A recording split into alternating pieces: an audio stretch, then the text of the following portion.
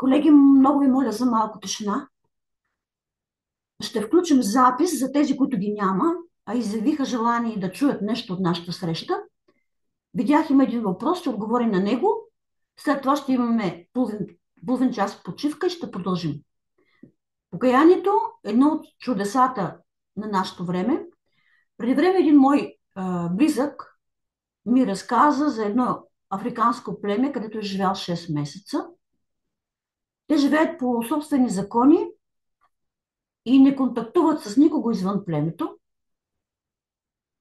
Това, което обаче най-много ме впечатли, беше начинът, по който те се отнасят към смъртното наказание, защото те имат смъртно наказание и го изпълняват.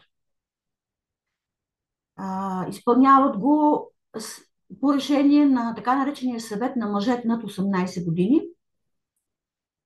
При провинение на някого от племето, този съвет се събира и дискутира до момента, до който вземе решение как да се постъпи. Смъртна присъда се налага, ако гласуват 4 пети от присъстващите, а след това измежду тях се избират 10 човека, които да го изпълнят. Наказанието се изпълнява на точно определено за това място, което представлява една поляна, в началото на която застават стрелците, а на провинилия се казва да тръгне през това поле, в края на което има гора. Може ли да бъде помилван вече осъден на смърт? Да, може, ако се покае. Повтарям, може, ако се покае. И точно това е нещо, което най-много ме впечатли в разказа на моя близък. Осъден вече на смърт от съвета на мъжете не може да бъде помилван.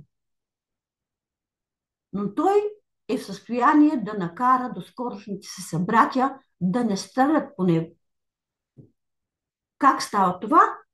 Като им покаже, че се покаява. И те ще го усетят. Усещат го по начина, по който той върви. Усещат го по начина, по който движа ръцете си. Усещат го по това, което той излъчва. Защото от много малки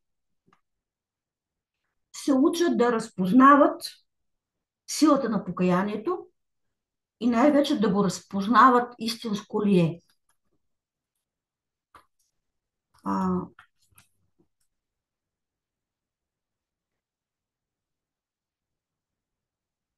Тръгва провинилият се през полето и в този момент никой от стрелците няма право на съжаление, нито пък на грешка.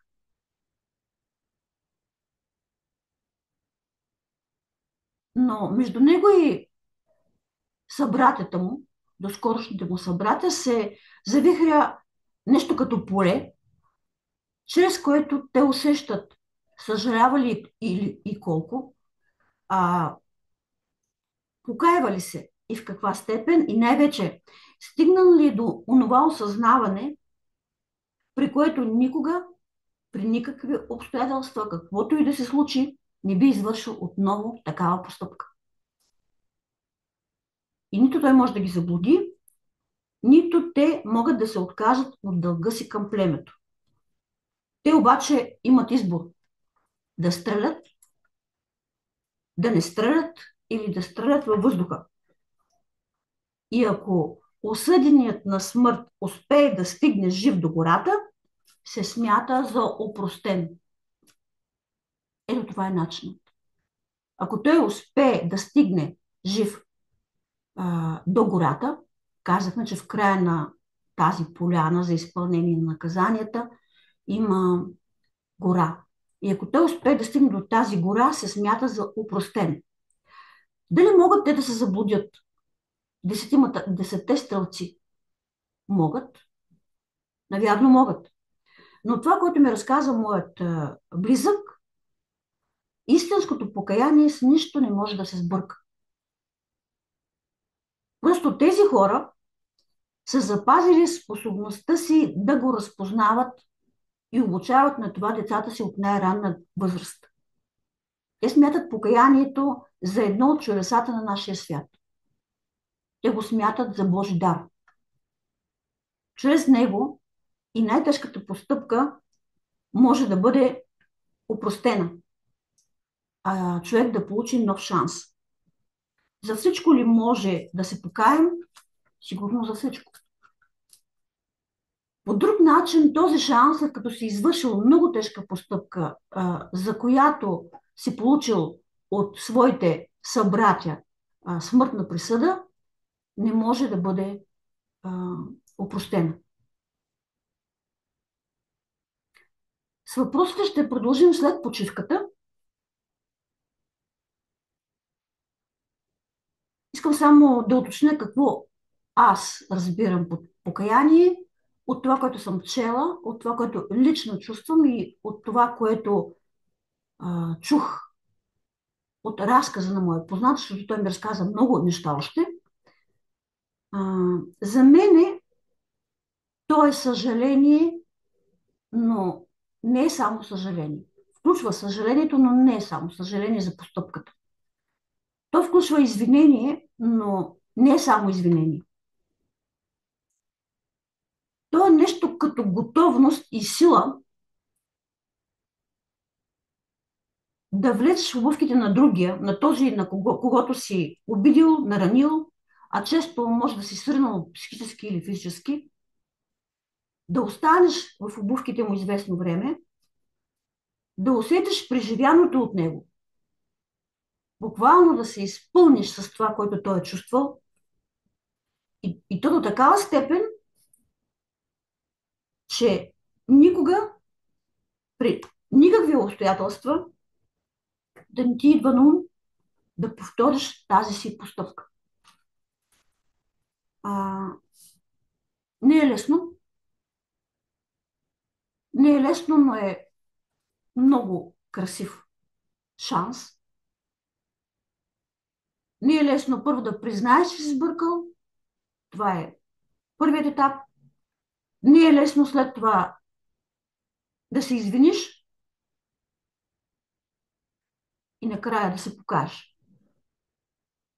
Затова го наричаме и чудо.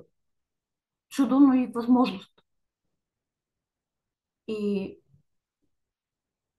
има една поговорка: Господ помага, но в кошара не вкарва. А сега искам ето тук трите стъпки на покаянието.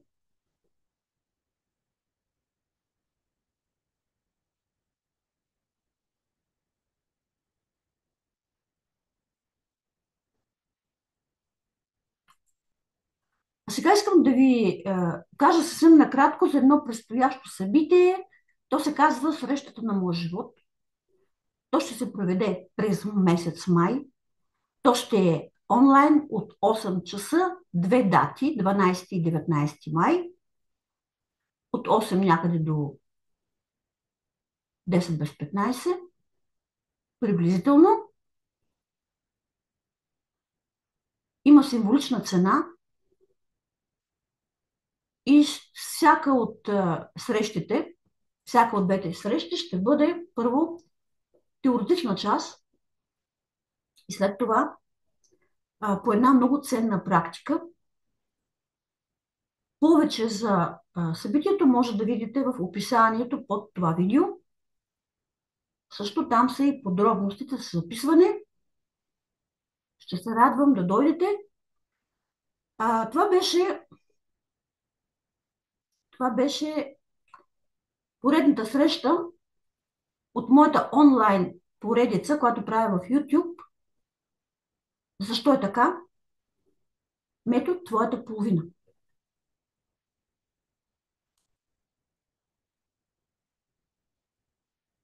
Защо нарекох поредицата Метод твоята половина? Защото смятам, че има една голяма част от нещата, които ни се случват, които не можем да променим. Но има и една също голяма част, която можем да променим и по този начин да преобърнем живота си.